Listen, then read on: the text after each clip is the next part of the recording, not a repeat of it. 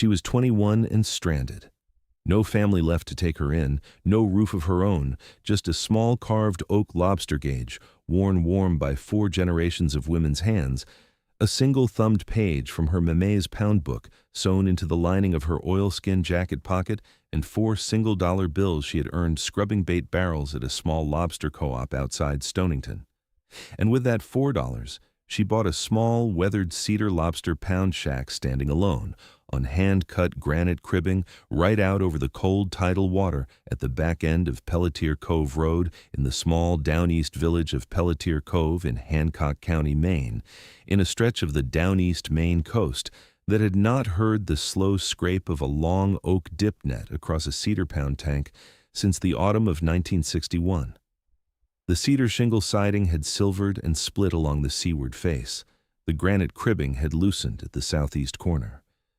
But what nobody knew, least of all Margot Pelletier herself, was that pressed flat and sealed in oilcloth beneath the hand-pegged hemlock floorboards of the shack's back room, packed inside a hand-built cedar chest, was something her Mémé and her Mémé's Mémé had brined and set down there across 129 years that would change her life forever. Before we go on, if you love stories like these, take a moment and subscribe. And tell us in the comments where you are listening from tonight. We love to see how far these stories travel. She had seen the shack on a hand-printed card, thumbtacked to the bulletin board of the small Hancock County Co-op in Deer Isle in soft pencil. Lobster pound shack, quarter acre, title frontage, $4 or best offer. See Mr. Auguste Boudreau at the courthouse. She had $6.20 folded in the inside pocket of her oilskin jacket, the last of 3 weeks of co-op wages. She walked the half-mile down to the small Hancock County courthouse on a cool Tuesday morning in early October with the bayberry just beginning to turn deep rust along the cove edges, and she asked the woman at the front desk for Mr. Auguste Boudreau by name. Mr. Auguste Boudreau was 79 years old and had been the deputy clerk of Hancock County for 53 of those years. He looked up at her when she said her name and went very still. Pelletier, he said slowly. The gulf in the word. From Pelletier Cove. You'd be Rain's great-granddaughter then. Margot nodded once. He folded his hands and walked back into his small storeroom and came back with a heavy brass key on a piece of plain hemp twine. $4, he said. We have been keeping this key 64 years. Your Mémé left it with my father back in 1961, and she told him plain, hand this to whichever Pelletier girl walks back down the Cove Road asking after the pound. She paid him 4 soft paper dollars and signed her name. He walked her to the door and set his old hand for 1 second on her shoulder.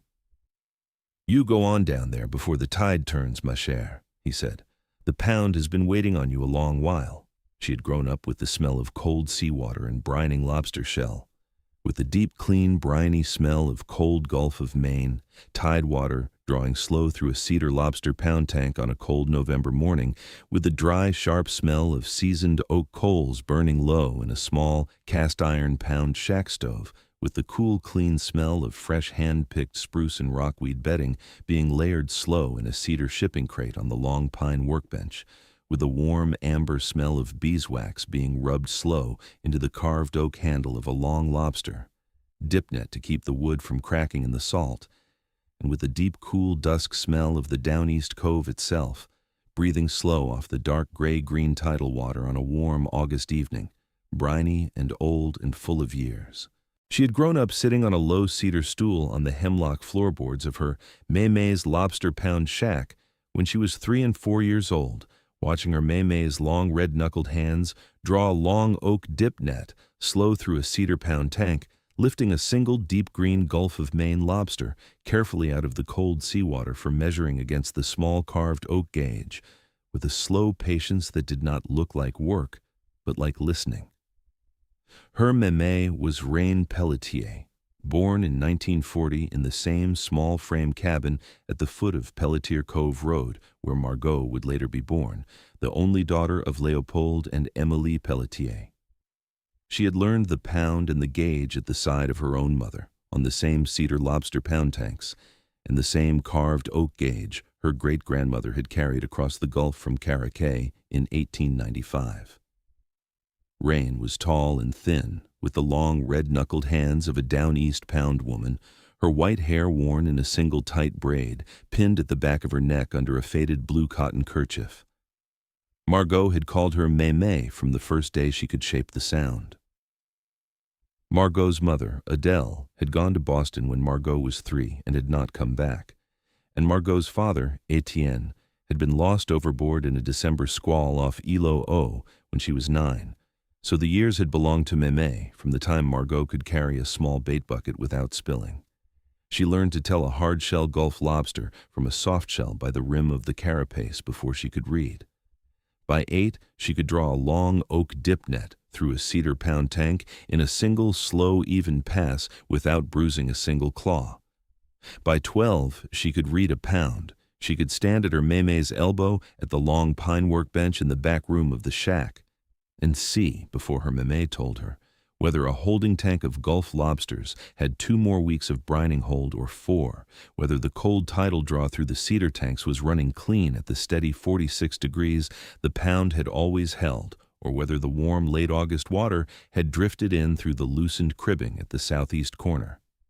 And the next holding would have to be moved to the deeper inland tank, whether the small living Gulf of Maine larvae cultures in the small glass jars on the backroom shelf were running true to the family line, or whether the warm summer had thinned the salt water and the cultures needed a fresh draw of cold November brine before the next setting. By 18, she had worked her own seasons in the pound for 4 full lobster years, sealed 49 small glass jars of saved Gulf of Maine lobster larvae cultures, and dried heritage Downeast brine recipes under the hemlock floorboards in her own hand, and learned every one of the 17 Acadian line pound signs Mémé said a Pelletier woman had to know before she was allowed to seal a jar of her own under her own initials. Mémé, on a warm Saturday morning in October in Margot's 18th year, walked out of the small lobster pound shack with a single hand-banded Gulf of Maine lobster wrapped in clean wet rockweed and laid it in Margot's hands at the cribbing step and said, "You are a Pelletier woman now, ma chère. The tide knows you. The gauge knows you. The pound knows you." And then she said, in her quiet way, "And there is one thing your Mémé has not yet shown you, because the pound herself had to choose the morning. Come back to the back room with me." But before Margot or Rain, there had been Célestine. Célestine Pelletier had come down the coast on a small Acadian fishing schooner in the autumn of 1895, 21 years old, with her young husband Théophile Pelletier, a small wooden trunk holding everything they owned, and a single oilcloth-wrapped bundle holding the carved oak lobster gauge her grandmother had handed her at the dock in Caraquet, a small earthen crock of dried Caraquet brine starter culture her own mother had been refreshing with cold seawater every other week since 1840, a small leather pouch of saved Gulf of Maine lobster larvae bedding from her own father's small Acadian coastal pound, and the rough plans for a down-east Maine lobster pound shack her grandmother had drawn out on a piece of brown butcher paper.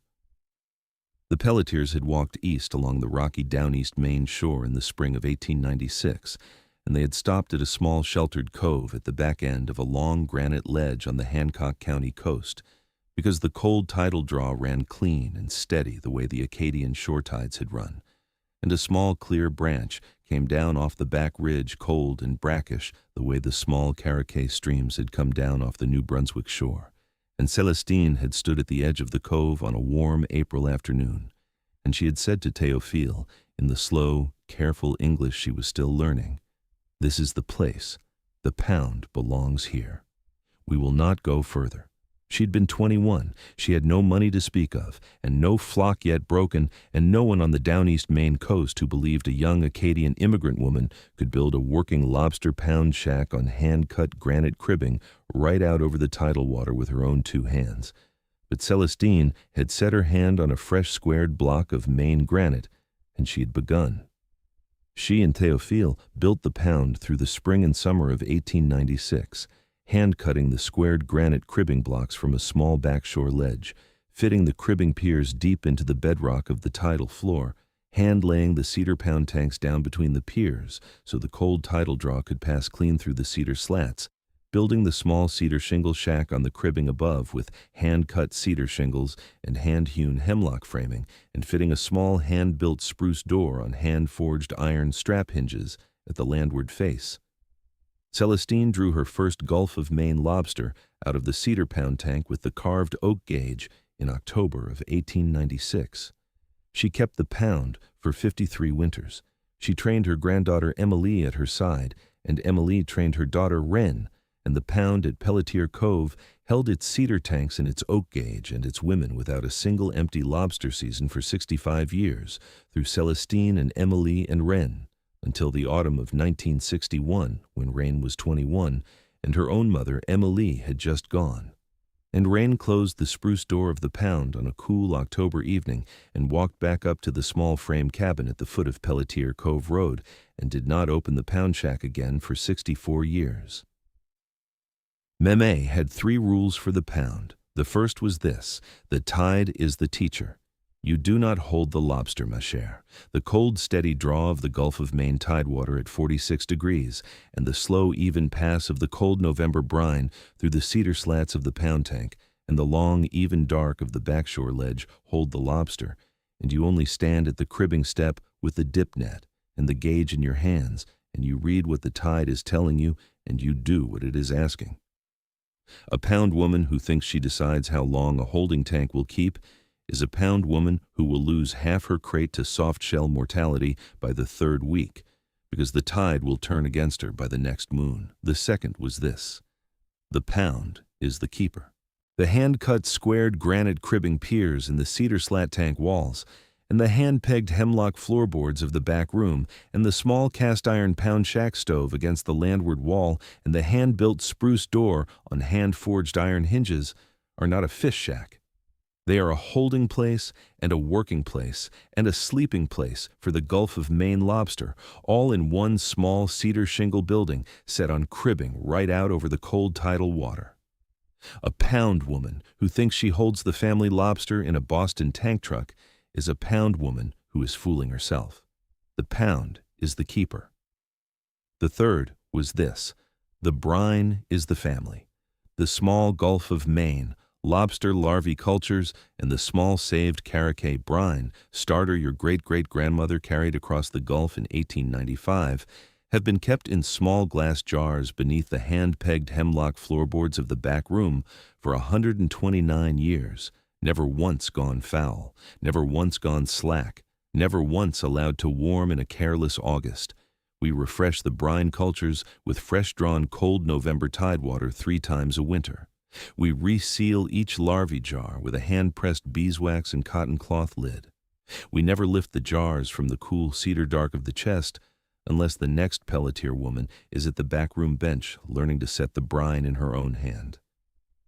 And when a Pelletier woman is gone, the next Pelletier woman lifts the hemlock floorboard the same October morning, refreshes the cultures in the same small earthen crock, and reseals the larvae jars in her own hand. Mind the brine and the larvae above the other 2, ma chère. The cedar tank can be reslatted. The gauge can be rubbed with beeswax. The cribbing can be recut. The Gulf of Maine lobster larvae cultures and the heritage Caraquet brine starter cannot be replaced. Mémé died in November of 2023 on a cold, rainy afternoon in her chair beside the small wood stove in the small frame cabin at the foot of Pelletier Cove Road, with the open-thumbed pound book in her lap and a small earthen crock of cold brine starter on the side table beside her. The doctor said it was her heart. Margot was 20. She did not cry. She came home from her shift at the co-op and found Mémé in the chair, and she sat down on the floor beside the chair and laid her cheek against Mémé's cool hand, and she stayed there until the funeral home came. She refreshed the brine starter herself that night with a small ladle of cold November tidewater she had drawn off the cove shore in her own careful young hand, and only when the crock was set back on the cool corner of the kitchen counter did she sit down beside the cold wood stove and finally let herself cry. The small frame cabin at the foot of Pelletier Cove Road belonged to the county, because Mémé had taken a small reverse mortgage on it during her last sickness, and within 5 months of Mémé's funeral, the county had come and asked Margot to be out by the 1st of October. She had left with the small carved oak lobster gauge Mémé had pressed into her hand on her last clear afternoon. The single-thumbed page, torn carefully from Mémé's pound book, sewn into the lining of her oilskin jacket pocket, the small earthen crock of cold brine starter wrapped in 2 clean dish towels and a wool sweater, a small canvas bag of her clothes, and the photograph of 3 women standing at the spruce door of the pound shack in 1948. If these stories are reaching you tonight, take a second to subscribe. It truly does help us keep making them. And tell us in the comments, was there ever a small living thing in your family that someone kept cold and brined for years on end? A brine, a culture, a tended draw that you carry with you from a woman who is no longer here. The half-mile walk down Pelletier Cove Road from the small frame cabin at the foot of the cove to the cribbing step at the back end was longer than she remembered, because the wide down-east cove opened slow and gray around her as she walked, and the late afternoon light came down soft and silver across the open tidewater. The bayberry was deep rust along the cove edges. A pair of common eider rose from the shallow tidal flats and beat south on slow, steady wings. A small, clear branch came down off the back ridge clean and brackish over rounded fieldstones along the right of the road. She found the foundation of the small frame work cabin first, 3 courses of fieldstone in a square of new sea rose hip, and beyond the foundation, set on hand-cut granite cribbing piers driven deep into the tidal bedrock of the backshore ledge under the open arc of a down-east Maine sky, the small lobster pound shack. 20 feet long, 14 feet wide, single story, the cedar shingle siding silvered and split along the seaward face by 64 winters of cold Gulf wind. The hand-cut squared granite cribbing piers loosened at the southeast corner and patched dark with old kelp. A small landward-facing spruce door warped on hand-forged iron strap hinges, rusted dark. A single rust-dark cast-iron pound shack stovepipe rising through the seaward roof gone cold, 64 autumns of dried rockweed and salt-bleached cedar. Shingle dust banked deep against the cedar cribbing step at the door, the dark gray-green cold tidal water of the Gulf of Maine, stretching east behind the shack to the open horizon under the open arc of a down-east sky. She did not cry. She brushed the dried rockweed from the cedar cribbing step with her boot, fitted the heavy brass key into the small hand-forged brass lock plate set into the spruce doorframe at hip height, worked the key gently for the better part of 2 minutes until the wards remembered how to turn, and then the bolt slid back with a small dry sound, and the spruce door eased open on its iron hinges with the slow groan of a door that has held shut for 64 winters. The cool, dry breath of the pound came out to meet her, the dim, warm cedar and brine smell of oiled oak and old beeswax, and the faint, sharp ghost of 129 years of cold Gulf of Maine, tidewater drawing through cedar slats. She stood at the door a long minute. Then she lit her Mémé's small brass kerosene lantern, and she stepped into the pound shack.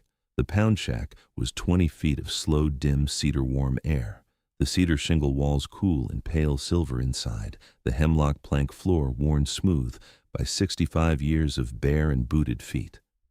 A small cast-iron pound shack stove against the landward wall with a small bundle of dry spruce kindling still laid in its firebox. A long pine workbench running down the backroom wall, a small dip net rack hung above the bench with 3 hand-built long oak dip nets still in the rack gone dark with age. 3 cedar pound tanks set into the hemlock floor of the main room, the tidal draw still passing cold and clean through the cedar slats below from the open gulf, the cold seawater visible through the slats catching the lantern light. A small cypress shelf above the bench holding 2 small finished hand-built lobster shipping crates side by side in patient repose. And in the dim warm air of the back room, low at first and then growing in her ears as her ear settled, was the soft, cool cedar and brine smell of 3 generations of saved Gulf of Maine, larvae cultures, and saved Caraquet brine starter sealed beneath her feet. She knelt slowly on the worn hemlock floor in front of the long workbench. She remembered, very clearly, a thing Mémé had said one summer afternoon over coffee at the kitchen table in Pelletier Cove when Margot was 16. "The good Pelletier pounds, ma chère. We keep what is dearest pressed in oilcloth and packed in a hand-built cedar chest beneath the second hand-pegged hemlock floorboard from the backroom workbench, in the cool cedar dark of the backroom storage pit above the high tide line of the cribbing, because cedar holds glass and brine against damp and salt better than any cellar in any farmhouse, and no thief who has never drawn a long oak dip net through a cold cedar pound tank at first light, in a cold November dawn, would think to lift the hemlock floorboards of a lobster pound shack and look for what a Pelletier woman has set down there. Margot lifted the second hand-pegged hemlock floorboard from the workbench, the one Mémé had loosened on her own hand a long time before. Beneath the floorboard, set into a shallow hollow of dry cedar shavings in the backroom storage pit, above the high tide line of the granite cribbing, sealed in a long dark oilcloth bundle tied with weathered hemp twine, lay the cedar chest. She lifted it out carefully. It was heavier than she had expected. She set the chest on the long pine workbench and untied the hemp twine of the oilcloth, slow with her fingers, and she opened the oilcloth fold by fold, and inside, the hand-built cedar chest, the lid carved on its top with 3 small joined letter P's. She lifted the lid, and inside, packed in a thin bed of dry sea salt and dry cedar shavings, lay the jars. 49 of them.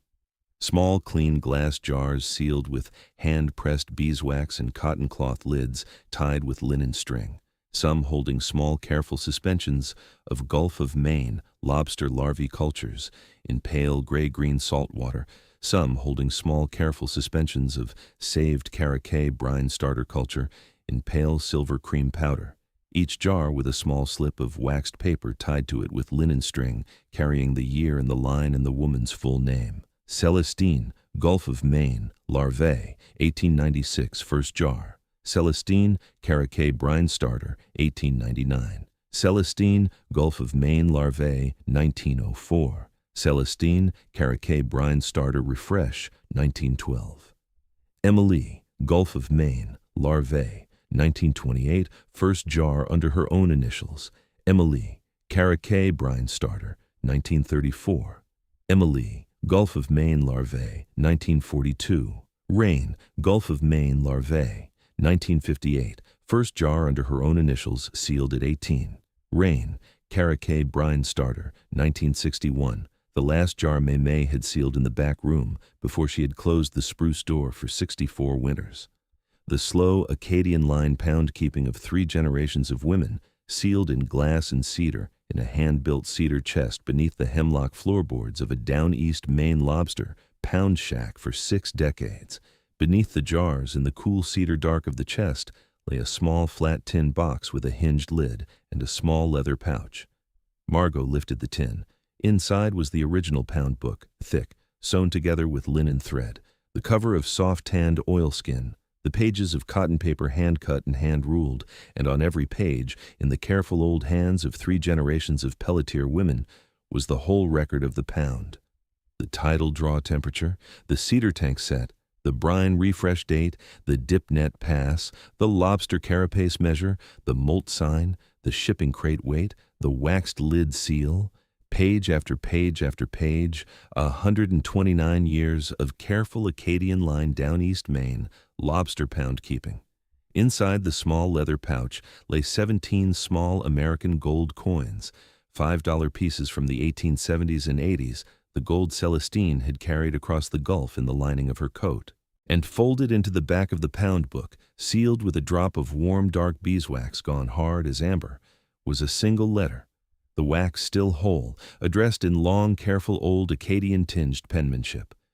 To the granddaughter who lifts the floorboard. From Celestine Pelletier, pound keeper, Pelletier Cove, 1897.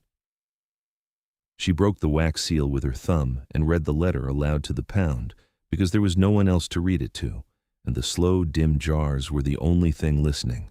To the granddaughter who lifts the floorboard. If you are reading this, you have walked down Pelletier Cove Road with a key in your hand, and you have brushed the rockweed from the cribbing step, and you have turned the bolt, and you have lit a lantern in the dim, and you have known to kneel at the workbench and lift the second-hand pegged hemlock floorboard, and you are a Pelletier woman, and the pound has called you home. My name is Celestine Pelletier. I was born Celestine Cormier in the small Acadian shore village of Caraquet on the north coast of New Brunswick in the autumn of 1874, the eldest of 4 daughters and the only one my grandmother taught the lobster pound and the gauge and the saved brine, because I was the only one who would sit still long enough to learn to listen to the tide. I came across the Gulf with my husband Théophile in the autumn of 1895, with a small oilcloth bundle of the carved gauge and the dried brine starter and the saved Gulf larvae bedding and the rough plans my grandmother had drawn out on a piece of brown butcher paper, and I walked east along the rocky down-east Maine shore in the spring of 1896, and I stood at the edge of this small sheltered cove on a warm April afternoon, and I knew, the way a woman knows a thing once and keeps it for 50 years, that the pound was here. I built this pound shack with my own 2 hands and Théophile's across the spring and summer of 1896, and I drew my first Gulf of Maine lobster out of the cedar tank with the carved oak gauge in October, and I sealed my first jar of brine starter and saved Gulf larvae beneath the hemlock floorboards in November. The jars in the cedar chest below this letter, ma chère, are not money. They are not gold. They are the family. The cedar tank can be re-slatted.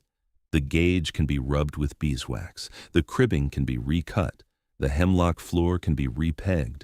The Gulf of Maine lobster larvae cultures and the heritage Caraquet brine starter, drawn once with cold Gulf tidewater and sealed once in glass, are the family kept in cedar and brine and the slow down east dark. The gold in the pouch is the small gold I carried across the Gulf, and I trust you will not spend it for any reason other than to mend this cedar shingle or replace this granite cribbing or buy fresh sea salt from a Stonington store in a year your own brine runs thin. Do not move the jars. Do not unseal the wax lids unless you mean to set the brine in a clean cedar tank. Do not be greedy with the jars in the chest. Lift 1 jar to the Maine Department of Marine Resources researcher who comes asking after pre-decline Gulf of Maine native heritage lobster bloodlines, and lay the rest of the jars in the cedar chest the way you found them, and close the spruce door at sundown the way a Pelletier woman has closed the door of this pound at sundown for 65 years. With my whole hand and my whole heart, Celestine Pelletier, Pound Keeper, Pelletier Cove, Hancock County, Maine, the 14th of October, 1897. Margot laid the letter flat on the long pine work bench. She set her open palm across it. She did not cry. She closed her eyes and breathed in the cool cedar and brine smell of the pound shack and the faint, warm, sweet ghost of 129 years of saved Gulf of Maine, larvae cultures, and Caraquet brine starter. And the tight thing that had lived in her chest since the cold November afternoon she had walked into Mémé's kitchen loosened. The name of the loosening was home. She drove the gold pieces down to a careful coin dealer in Ellsworth the following week, a man named Mr. Octave Thibodeau, who valued the 17 small $5 gold pieces at $38,400. She sold 5 of them.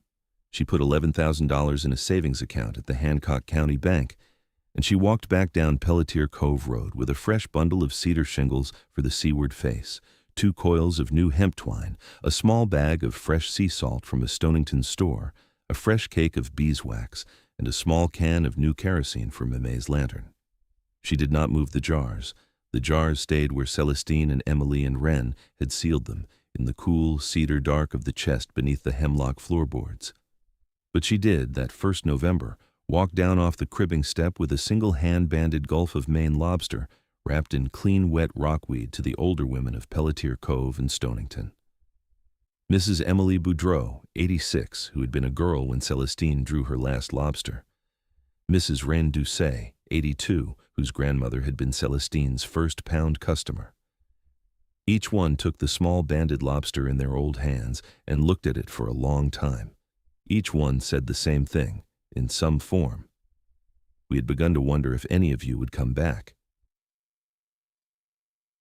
And in the early spring, an older woman drove down the Cove Road from the Maine Department of Marine Resources Down East Lobster Heritage Project, who had been searching for 30 years for surviving pre-decline Gulf of Maine native lobster larvae cultures from the historical Acadian line pounds, and she stood in the open spruce door of the pound shack on a warm March afternoon with her hand against her mouth, looking at the rows of small glass jars of saved Gulf larvae under the lantern amber, and she said only, "Please, ma chère, please let me come back with the lab." That is the thing about the pound keeping our grandmothers teach us, the slow kind, the kind we learn at a long pine workbench with a carved oak gauge when we are 3 years old.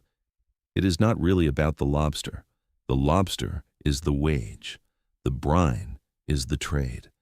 The trade is the small jars, sealed in dry sea salt in a hand-built cedar chest beneath the hemlock floorboards of a down-east Maine lobster pound shack for 129 years, and the slow, even draw of the cold Gulf of Maine, tidewater through cedar slats at first light in a cold October dawn, and the small earthen crock of cold brine starter set on the cool corner of a kitchen counter and refreshed with cold November tidewater by a pelletier hand every other week for 129 years.